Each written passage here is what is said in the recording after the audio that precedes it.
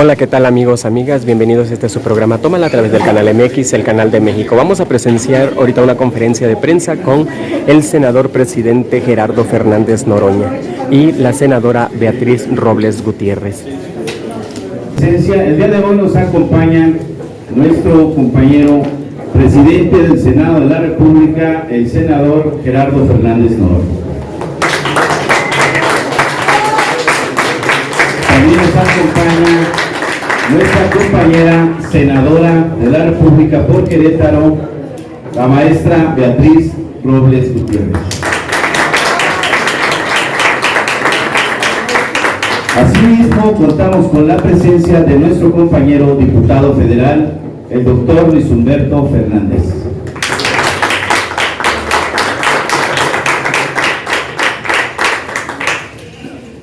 Bienvenidas todos y todos. Distinguidos senadores, diputado federal y diputados locales que nos acompañan, regidores también, compañeros, es un honor para nosotros recibirles en este importante evento de gira de trabajo por los municipios de Querétaro.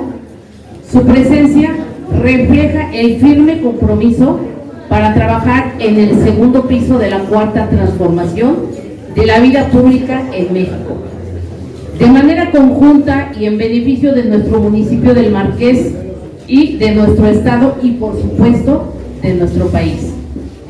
Reconocemos el rol clave que cada uno de ustedes desempeña en la construcción de un México más justo, libre, democrático y próspero, con oportunidades para todas y todos. Estamos seguros de que a través de su labor legislativa serán los actores fundamentales en la aprobación de iniciativas que beneficien directamente a los más necesitados y a aquellos olvidados por los gobiernos neoliberales del pasado. La cuarta transformación llegó y llegó para quedarse y seguirá por décadas en nuestro querido México. En nombre del equipo del Marqués y de todos los presentes, les damos la más cálida bienvenida, agradeciendo de antemano su tiempo, esfuerzo y compromiso con el pueblo. Confiamos en que este encuentro será un espacio para el diálogo constructivo, el intercambio de ideas y la búsqueda de soluciones a los retos que enfrentamos día con día. Agradecemos nuevamente al equipo del Marqués su presencia de cada uno de ustedes en este evento. Bienvenidos.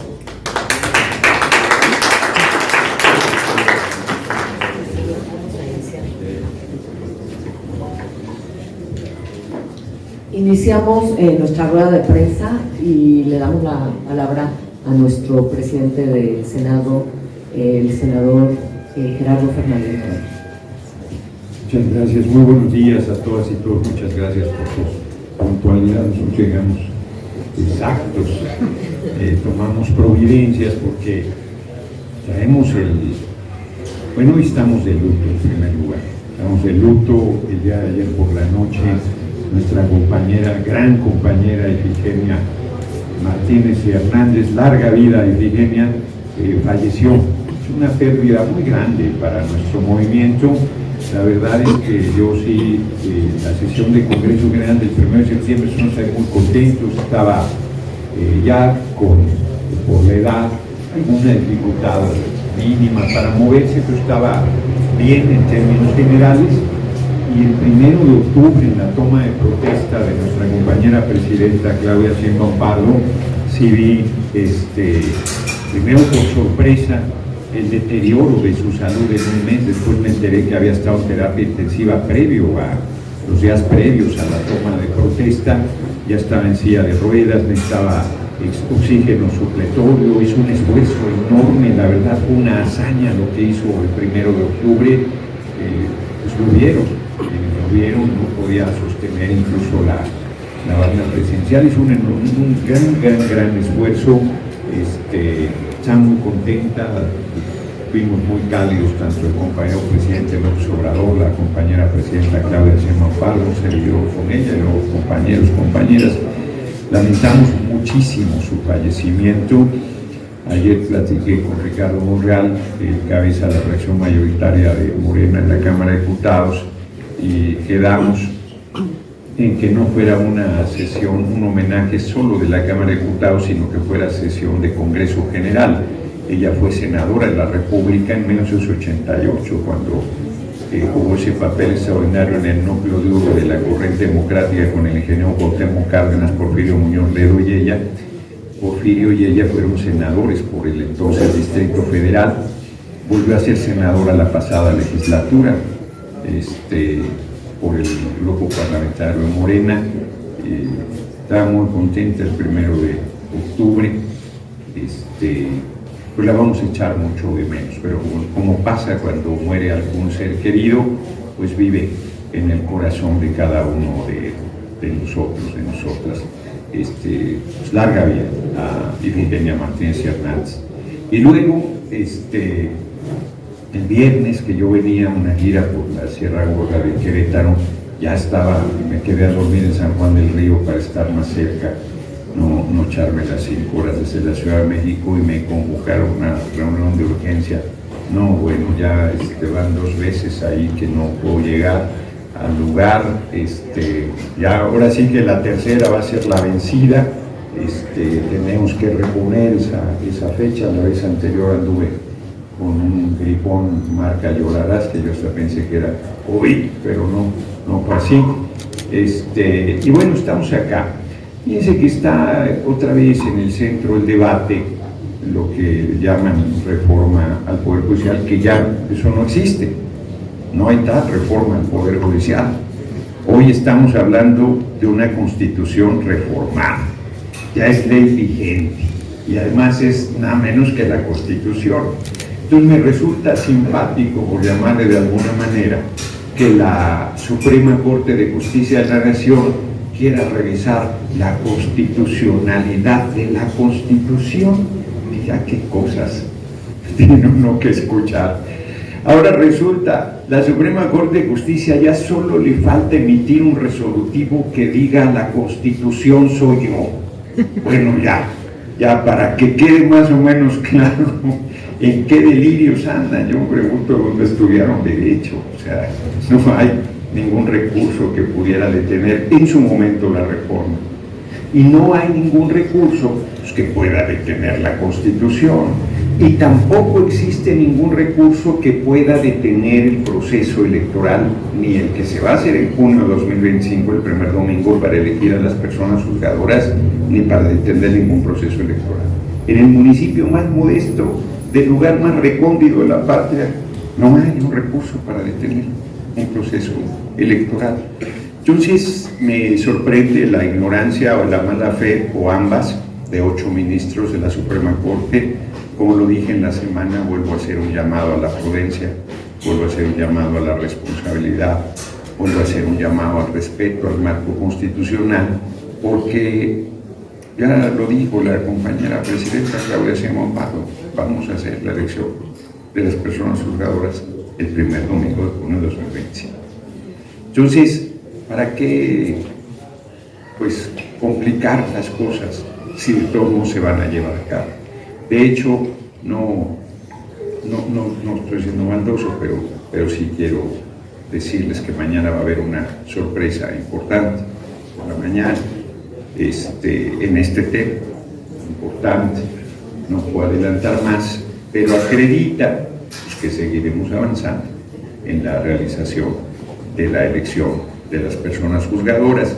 Tiene su grado de complejidad, sobre todo en la Ciudad de México, y no recuerdo que otra entidad de la República que tiene un número grande, ciertamente, de personas juzgadoras, pero en la mayoría, la inmensa mayoría de las entidades, Querétaro es un ejemplo, no tiene mayor dificultad la elección por el número de personas juzgadoras que se van a elegir. Cierro el comentario planteando que la Corte se ha negado hasta este momento a entregar la información que la Constitución dice que tiene que entregar. Bueno, no es si quiere. La Constitución dice, y la ministra presidenta Norma Piña me responde, que tiene mandato de un juez oscuro de violar la Constitución. O sea, de verdad es impresionante.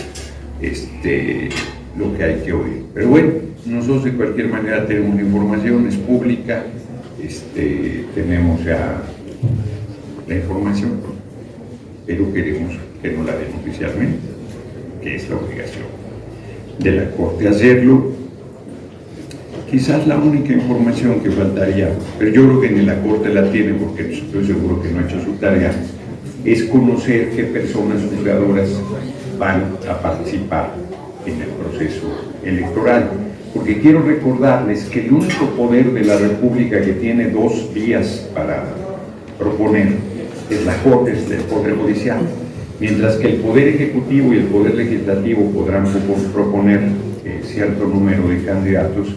El Poder Judicial también podrá proponer el mismo número, pero además tiene todas las actuales personas juzgadoras que pueden participar, tienen vía directa, tienen pase directo a la elección si deciden participar.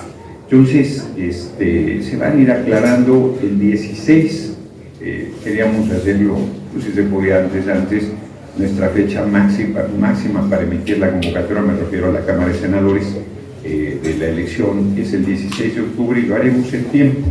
Lo haremos en tiempo porque además, fíjense que hay una parte que tenemos que hacer antes de emitir la convocatoria y que es, aquí estoy dando la primicia, aunque está en la ley, está en la Constitución, tenemos que hacer un sorteo y ese sorteo puede que se lleve mucho tiempo. ¿Sortear qué? Se va a elegir la totalidad de ministros, ministras de la Corte, se va a elegir la totalidad de los magistrados del circuito, magistrados, pero de las personas, jueces federales, la mitad. ¿Cómo decidimos esa mitad? Con un sorteo. Entonces, se hará un par de días antes, quizás el próximo fin de semana, el sorteo que juzgados, responsables de personas juzgadoras federales se va a elegir en junio de 2025 y cuáles en junio de 2027. Los que salgan sorteados en esta serán para junio de 2025 y los que no salgan sorteados quedarán para junio de 2027. Pues yo creo que con este tema tenemos para divertirnos en las preguntas, entonces si ustedes me lo permiten, a menos de que nuestra compañera senadora Beatriz Robles y López Humberto quisieran hacer algún comentario adicional, de no ser así, vamos a las preguntas y aquí las respondemos a las preguntas. Sí, gracias. Primero, aquí la pero primero la compañera, si no piensen. Gracias, senador. Carla Ramírez de MX, el Canal de México.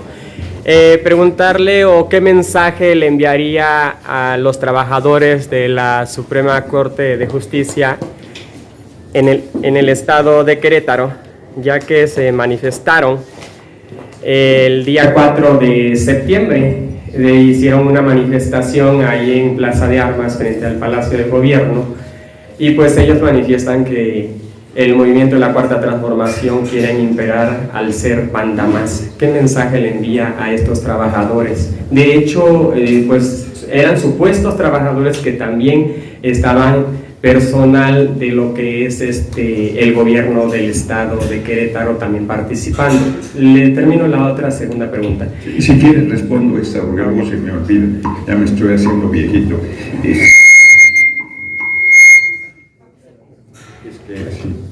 Tenemos que apagar uno de los dos, ahorita me acordé, estamos en una gira en el Estado de México. Nuestra hoy compañera presidenta, candidata a la presidencia, y estamos dando una rueda de prensa en un lugar cerrado y de repente no sé qué efecto raro tuvo el sonido que se oyó pero espantoso, así como si hubiera habido un disparo, algo, metimos un brinco, ¿no? Me dice la compañera presidenta, ahora sí puedo presumir, si hasta le agarré la pierna. Yo quería reproducir el video, porque seguro, la foto, porque seguro teníamos una cara, no, pero ya no se hizo, ahorita me acordé. A ver, a los trabajadores, mujeres y hombres del Poder Judicial les decimos lo que hemos reiterado todo el tiempo, sus derechos están garantizados. Voy a poner un ejemplo de un derecho que no tenemos los legisladores, las legisladoras. que no tiene la compañera Presidenta de la República, que no tiene ningún secretario de Estado y que el más modesto trabajador del Poder Judicial tiene seguro médico privado. Nosotros nos atendemos en la seguridad social pública. Ellos tienen seguro médico privado y se va a mantener. Ya les dijimos que todos sus derechos están garantizados. Ya les dijimos que en las leyes secundarias podemos revisar sus preocupaciones que no son del marco constitucional. Ellos dicen, la 4T es el mandamás. No, el soberano es el pueblo. Es una democratización del Poder Judicial. O sea, si el pueblo elige a la presidencia de la República, que es la responsabilidad más grande, más honrosa que tiene la patria, y la elige el pueblo con su voto, elige a todas las personas legisladoras, elige a las personas presidentes municipales. ¿Por qué no va a elegir al Poder Judicial? Cuando el artículo 39 constitucional dice que la soberanía dimana del pueblo, y el 135 dice que para hacer una reforma constitucional deben ser las dos cámaras, senadores, senadoras, diputados y diputados federales, 2/3. Y luego la mitad más uno de los congresos, y fueron 25 de 32 congresos estatales los que aprobaron la reforma que hoy es constitución vigente. Y dicen que no, porque no les gusta, porque ya no va a ser tan fácil tener actos de corrupción. Que yo cada vez pienso más que hay quien está en desacuerdo porque recibía recursos más allá de su salario con la corrupción que había en el Poder Judicial. No puedo entender de otra manera la inconformidad de algunos trabajadores y trabajadoras, de algunos. Supongo que es por eso, porque no entendería yo otra razón. Sí, es un... Esta es una pregunta muy importante, y lo primero es que no es solo, y en complemento a lo que abona el senador, lo que ha afirmado la presidenta, sino que ya está en el texto constitucional con todas las letras. En el texto constitucional que aprobamos viene que los derechos que ya tienen las y los trabajadores del Poder Judicial se mantendrán. No solo eso, en el texto constitucional se les considera los derechos laborales de quienes dejan de cumplir la función juzgadora. Y aquí la verdad es que hay que tener memoria. Cuando Zedillo hizo su reforma, los movieron de un día para otro y no les dieron nada. La reforma constitucional cuida todos los derechos laborales. Y esto nos lleva al segundo punto, al petate del muerto. Estuvieron diciendo que si se aprobaba iban a levantarse los muertos, iban a incendiar los calentadores de gas, iba a ser una catástrofe. Pues la bolsa subió al otro día, el dólar repuntó al otro día. ¿Alguien ha visto todas esas catástrofes que ya se acabaron sus argumentos y muestra el vacío y su insignificancia, que es desear que les vaya mal a México para decir que tienen razón? Y hasta ahorita todo lo que han dicho los evangelistas de la catástrofe no les ha salido una, ni bajó la bolsa, ni se fueron las inversiones, ni se cayó el peso, ni ha pasado nada. Ahora dicen que son los derechos, eso ya está en la Constitución. Último punto, nada más en complemento.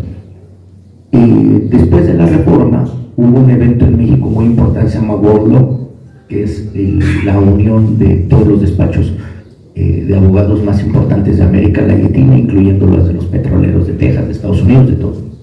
Cuando les planteamos el modelo, todos coincidieron que en sus países tenía que haber reformas radicales. El Poder Judicial no se ha reformado en 200 años. Entonces, incluso Biden mandó una propuesta para reformar el Poder Judicial. Entonces, a lo que quiero llegar con todo esto es que veamos la realidad. Lo más importante es amputarse el ruido, amputarse estos miedos. ¿Por qué? Porque no tienen en mente a México, tienen a mente otros intereses. Y es esto, y nuevamente a las y los trabajadores del Poder Judicial les tendremos la mano cuando sea necesario, vamos a explicarles. Ellos conocen que está en el texto de la Constitución, ellos lo que queremos es que tengan la paz, que tengan la certidumbre que sus trabajos no están en riesgo. Eso es lo más importante, y sobre todo para todas las y los queretanos, que no creamos en el miedo, porque hasta ahorita no ha pasado nada de lo que ya llevan ya casi 7 años diciendo catástrofes que no han sucedido. Pero, perdón si me explico.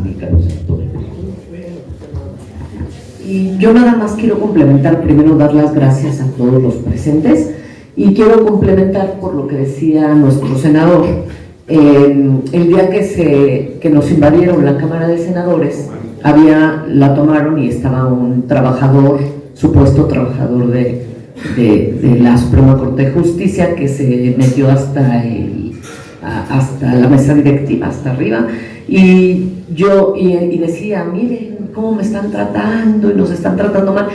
Y yo lo que se me ocurrió decirle fue, a ver, eres trabajador de la Suprema Corte de Justicia, no te preocupes de nada, porque si eres trabajador, todos tus derechos están garantizados. Ahora, si tú recibes privilegios, entonces sí preocúpate. Cuando yo le dije eso, se dio la vuelta, y todas las compañeras senadoras que estaban junto a mí dijeron, fue lo que decías, no podemos explicarnos que se quejen si tienen todos sus derechos garantizados, probablemente reciben algo más por ahí, porque pues los ministros ganan mucho y además hacen servicio a los que más tienen. Entonces seguramente también los trabajadores, algunos, como decimos, pues pueden estar privilegiados por ahí. Lo importante es que cuando algo no funciona, tiene que cambiar. Y en México el Poder Judicial no funciona, hay que cambiarlo, ¿sí? Es el más privilegiado, en donde más impunidad hay, y el que provoca inseguridad en México también, porque la paz es un resultado de la justicia, y si no hay justicia en un país, pues no hay paz. Entonces, pues yo también he llamado a que estemos tranquilos, a que las cosas van a funcionar muy bien y vamos a ver un cambio en México. Creo que ese era el poder que necesitaba reformarse. Todos los demás los elige el pueblo, y ahora también al Poder Judicial lo va a elegir el pueblo. Bueno, la siguiente pregunta es fuera de contexto del tema.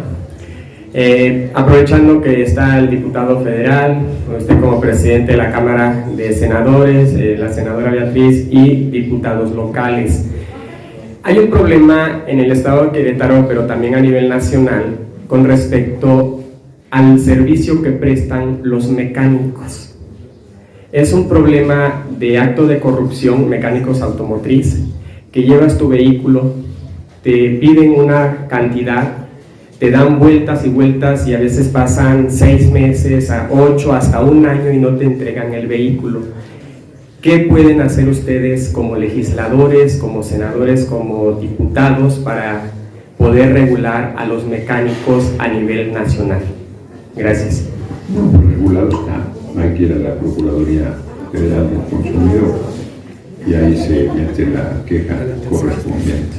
Fíjense que, aprovechando ahorita el compañero, estoy viendo a nuestra compañera del Magisterio, Rosa María y Jerónimo, me veo también que no han cumplido el gobierno de Querétaro su restauración. Me imagino que el domingo que protestaron los trabajadoras del Poder Judicial se solidarizaron con los maestros que desde la reforma de Peña están sin ser reinstalados. El gobernador no cumplió su palabra, quedó de que nos veíamos a finales de septiembre y no cumplió. Entonces, ese tema lo tengo ahí pendiente. Buenos días.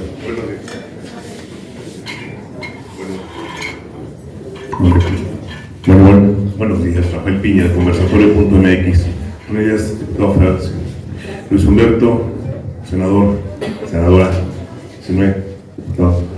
en una forma concluyente, porque vemos todavía por el resquicio de impugnación, Marco Cortés quiere impugnar, en una forma concluyente a la oposición, presidente de la mesa directiva, senador por Morena, ¿cuál sería el mensaje a la oposición? Pues que prácticamente ya está establecido esto constitucionalmente, el tema de lo que fue la reforma judicial. ¿Cuál sería el mensaje, senador, que mandaría usted particularmente al Partido Acción Nacional sobre este quehacer que ya pues prácticamente es un hecho, ¿no? Es que va a avanzar. ¿Y cuál sería el papel desde su punto de vista que tendría que adoptar la oposición para trabajar de aquí para adelante también en las reformas que todavía están pendientes por salir? Muchas gracias. Sí, bueno, que la oposición haga lo que mejor le parezca, no seré yo quien le dé consejos. No, a ver, no hay ningún resquicio de nada. Yo vuelvo a insistir. La reforma al Poder Judicial, eso ya no existe. Ya se reformó, ya es constitución vigente. Lo que la oposición está discutiendo es la constitución. Ya está, fue publicado, ya. Tan está que ya el órgano electoral convocó a la elección para el primer domingo de junio y ya empezó el proceso electoral. Ellos no pueden detener, o sea, yo insisto, es que parece que estoy bromeando, pero no es así. La Corte pretende revisar la constitucionalidad de la Constitución. Es ridículo. Eso no existe, no hay un recurso para revisar la constitucionalidad de la Constitución. Yo vuelvo a insistir, el 135 constitucional dice que es el legislativo, le llaman constituyente permanente, no lo dice así la Constitución, dice 2/3 de ambas cámaras y la mayoría más uno de los congresos estatales. Yo pregunto en qué artículo de la Constitución dice que la Corte puede revisar un cambio en la Constitución. Y yo les respondo, ninguno. La oposición lo que debería hacer en realidad es pues leer la Constitución y la Corte también respetarla. Senador. Son todos los que están alzando la mano son periodistas, ¿verdad? No, porque ya después viene la charla con compañeros. Solamente precisar algo que usted comentaba de los maestros cesados. El gobernador no cumplió con este acuerdo, o si nos pudiera detallar un poco este tema. Sí, simplemente que no ha cumplido, y además quedamos de vernos y no ha cumplido.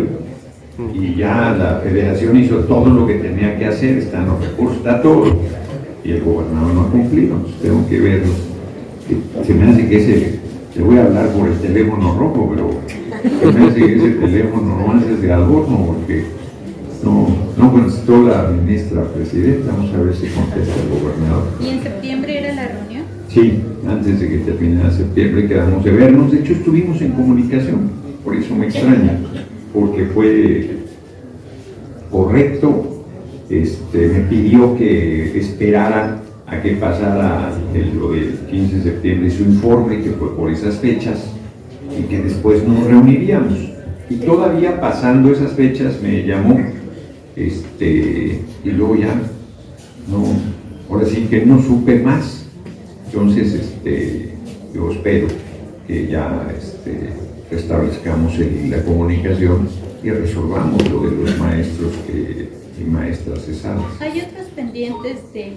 Hay muchos pendientes, pero no tiene discusión, ese tiene que resolverse. Hay muchos otros que son mucho más complicados y que entiendo que podemos tener posiciones encontradas.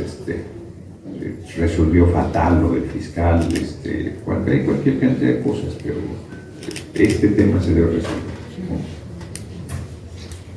Aquí, por favor. Muchas gracias, buen día.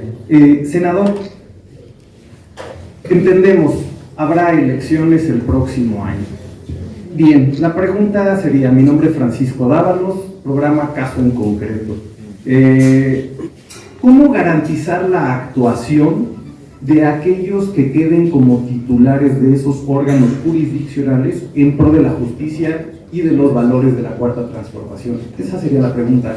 Y también, si me permite, ¿es necesario llegar también a la elección de fiscal general de la República y fiscales estatales para darle un cierre completo a la democratización de la justicia en este país? Serían esas dos preguntas. Muchas gracias. Bueno, la primera, no tiene por qué ser los valores de la Cuarta Transformación. Lo que tienen que hacer es impartir justicia. ¿Cómo se va a garantizar? Pues es un problema de la ética, de la responsabilidad, del compromiso de cada persona que va a llegar a esas responsabilidades, y que se supone que con este cambio se generan condiciones para que gente honorable, gente comprometida llegue a esas responsabilidades, pero además no lo vamos a dejar solo a su voluntad. Hay una tribunal de disciplina, que es al que mucho han criticado en los foros que hubo de la reforma, le llaman de la Inquisición. No, bueno, lo que pasa es que hasta el día de hoy las personas juzgadoras podían decidir lo que les viniera en gana. Bueno, lo que acaba de hacer la Suprema Corte es un ejemplo de una máxima aberración. O estos jueces que otorgan amparos como si de tamales por la mañana se tratara, cuando el artículo 61, fracción primera de la ley de amparo dice que no procede el amparo frente a una reforma constitucional. Explícito lo dice la ley. Entonces, y hacen eso y dicen, es mi criterio jurídico. No, mi amigo, tu criterio jurídico no puede ir en contra de la letra de la ley. O sea, hay legislaciones que aceptan interpretación, pero cuando la redacción es indubitable, dice, tú no puedes hacer esto y lo haces, entra el Tribunal de Disciplina. Dice, ¿qué pasó, mi amigo, ahí con esta sentencia? Y ellos, que hasta ahora no han tenido un espacio que revise su actuar, pues no les gusta ese espacio, que además se va a elegir también por voto del pueblo. En cuanto a la elección de fiscales, yo no estoy seguro que ahí tengamos que ir en ese sentido, no estoy seguro. Va a haber una reforma al poder, a las fiscalías, los ministerios públicos, que es terrible la situación ahí. Vamos a ver en qué términos, porque es una reforma que enviará la compañera presidenta, vamos a ver en qué términos lo hace, y también, igual que lo hicimos en la reforma, en su momento, la reforma al Poder Judicial, haremos foros para que ministerios públicos, fiscales puedan participar y escuchemos sus puntos de vista y tomamos decisiones más, que más aporten a esa transformación que también urge en ese espacio de la impartición de justicia. Senador Noroña, senadora Betty, mucho gusto, buenos días. Jesús Garduño, de caso en concreto. La primera pregunta que quisiera yo hacer es para la senadora Betty Robles. En Querétaro, históricamente, los gobiernos han actuado bajo el dogma de la gandalla. Habría que ver el tema del fiscal carnal, la conformación actual de la legislatura, la conformación de cabildos. En ese sentido, ¿cómo vamos a garantizar para que las disposiciones constitucionales relativas al Poder Judicial se instrumenten de manera adecuada en Querétaro, toda vez que tenemos conocimiento al día de hoy que posiblemente pretenden que aquellos que se quieran postular tendrán que pasar por una instancia previa del propio tribunal? ¿Cómo garantizar que Querétaro no va a darle la vuelta al poder, a la federación? La segunda pregunta es para el senador Noroña, Fernández Noroña. Senador, para dejar un poquito claro, ¿cómo transmitirles un mensaje a todos aquellos empleados del Poder Judicial que dicen, les han vendido que están haciendo el tema de su amparo porque están en defensa del pueblo, de independencia judicial, cuando hasta ahorita no tenemos conocimiento de un solo ciudadano que haya puesto un amparo bajo ese contexto?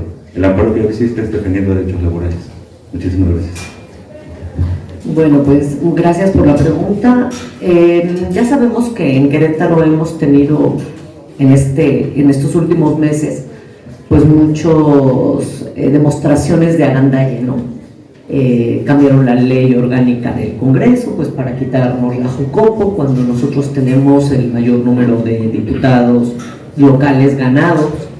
Yo creo que una forma de hacerlo, entre los artículos transitorios se les instruye a los estados a hacer cambios también a su poder judicial, lo tienen que cumplir.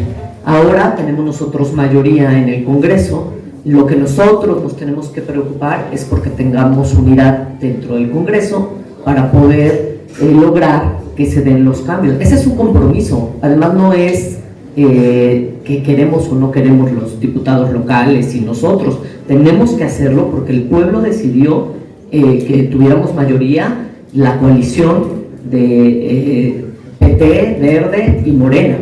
y tenemos que ir juntos en el Congreso. Entonces, creo que esa va a ser la forma de poder lograr que se hagan las reformas que se tienen que hacer las mejores propuestas que armonicen con lo que nosotros aprobamos en el Senado y en la Cámara de Diputados, y creo que lo vamos a lograr.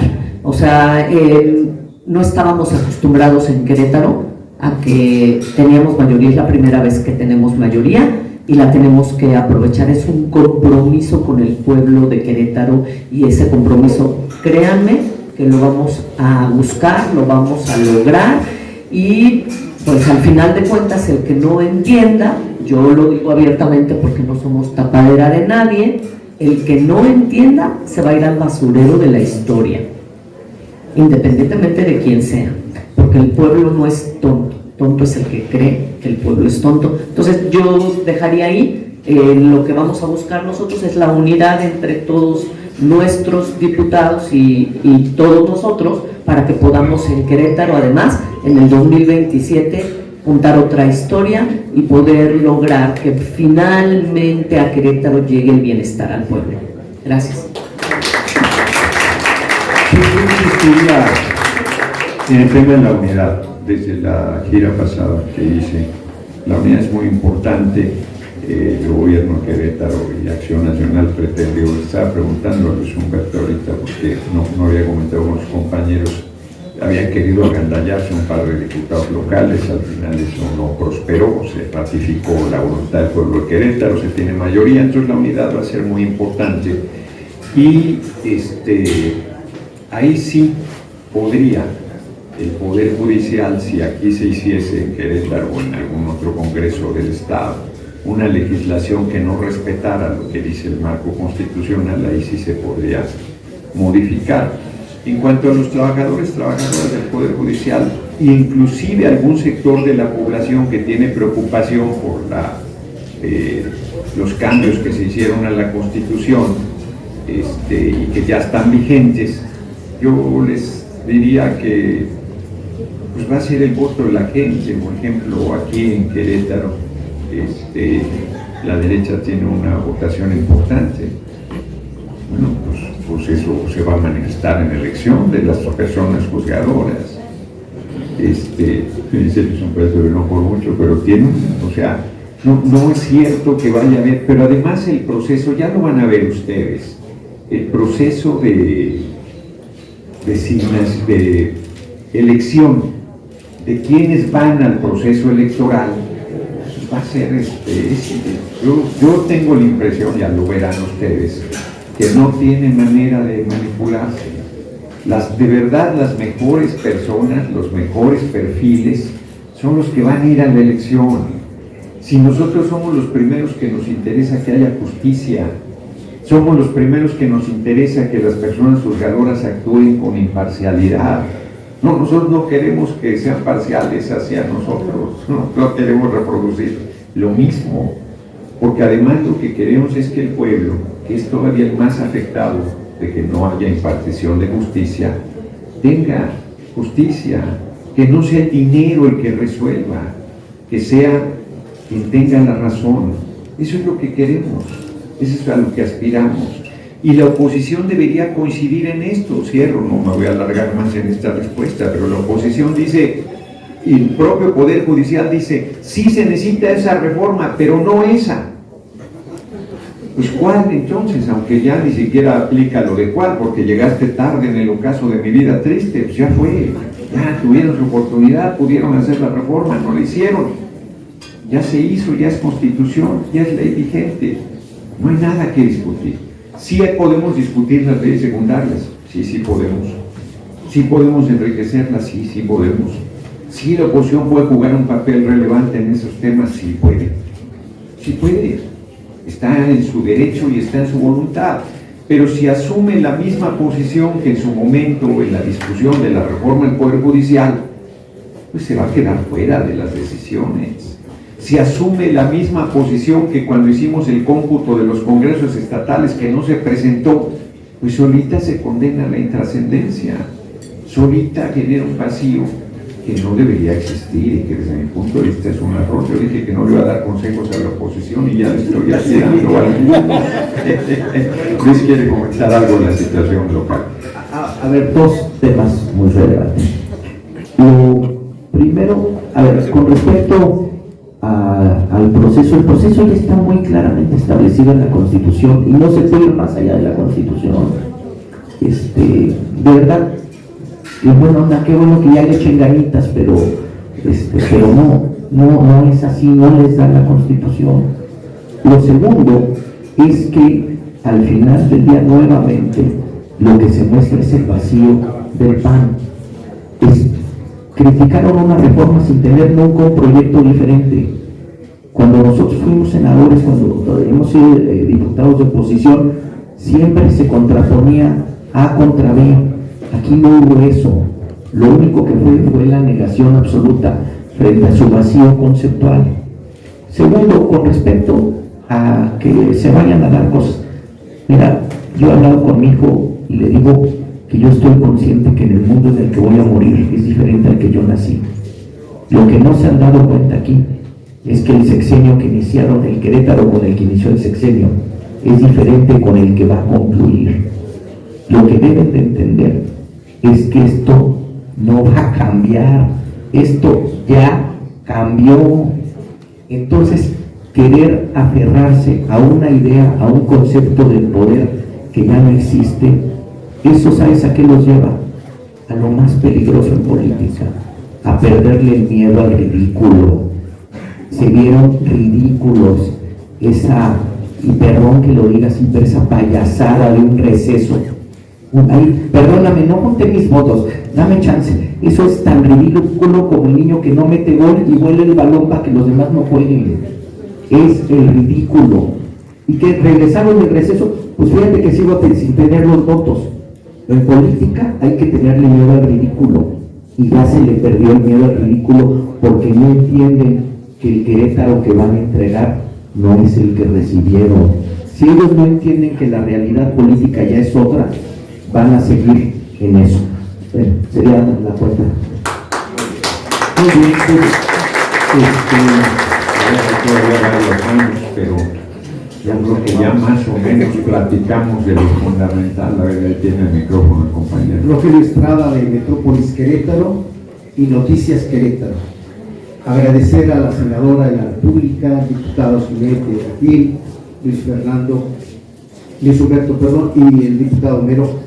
Senador y presidente del Senado, hay dos cuestiones nada más rápidas. Su opinión: en Guanajuato llegó la gobernadora del PAN y le pidió la renuncia al fiscal general Samarripa. El presidente le había indicado al anterior gobernador que era nocivo este fiscal de más de 16 años. Y también al secretario de Seguridad Pública. En Querétaro se acaba de nombrar a un presidente del Tribunal Superior de Justicia del Estado, ex diputado local del PRI, ex diputado federal del PRI, presidente estatal del PRI, y lo premia con ser presidente del Tribunal Superior de Justicia. Esto contrapone lo que está haciendo la reforma. Su opinión, senador. Y desde luego, pues aquí está ya, señor Piedrafil, hubo un voto de 14 de la Cuarta Transformación, Verde, PT y Morena, y hubo un voto a favor de los panistas en la Cámara de Diputados. Pero si tenemos mayoría, entonces, ¿cómo se dio ese nombramiento? Hubo un voto 13 contra 2.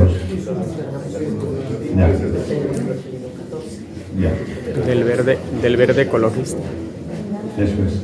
Bueno, nosotros tenemos que avanzar en el tema de la unidad, la verdad, porque Morena en PT Verde, aquí fuimos separados, un error. Tenemos que superar esas diferencias para que no nos pase este tipo de cosas. Pero de cualquier manera, no es que vaya en contra de la reforma, pues mientras no se elijan las personas juzgadoras, pues hay que designar a las personas que tienen esa responsabilidad. No debe quedarse vacío ese espacio de la presidencia del tribunal. que sea una gente con una amplia experiencia del PRI, no debería sorprender a nadie, porque el PRI y el PAN son lo mismo. Decían que eran algo diferente, pero son exactamente lo mismo. Por eso tiene una situación muy difícil en 2027, porque si van juntos, pues ya la gente ahora en 2024 les digo que no los quiere. Y si van separados, pues la gente ya sabe que son lo mismo, ¿no? Se pintan de azul o se pintan de verde, pero son exactamente lo mismo. Entonces, y habrá quien diga, de una vez me adelanto, pero miren que tienen ahí gente del PRI, nada más que quien llega acá se tiene que alinear con los principios de nuestro movimiento y con el servicio a la gente y con la honestidad y con el compromiso, porque si no, no cabe. O sea, no es que vengan y se acomodan, no. Acá nosotros no hemos cambiado nuestros principios. Se mantiene la línea, se mantiene el compromiso, se mantiene el servicio al pueblo, y quienes vengan acá y hagan tropelías, pues van a acabar fuera, no tienen ningún futuro, además del desprestigio que eso implicará. Entonces, pues yo creo que por eso no se ha querido reunir el gobernador, que sigue haciendo tropelías, cabrón. Y ya de decir, no, ¿para qué me siento con aquel? Si ya lo conozco, ¿para qué? Pero tenemos que sentarnos a resolver cosas, y además después debemos sentarnos, porque yo le dije, ahora sí ya pues voy a ser más comunicativo.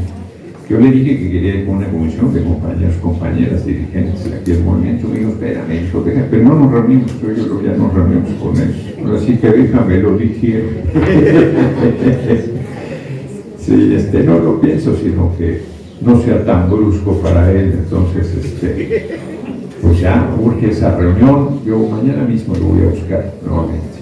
Ya que no se ha comunicado, lo voy a buscar, lo siento, porque si no, pues vamos a tener que hacer alguna manifestación de solicitud. Pues les agradezco mucho, que pasen buen día.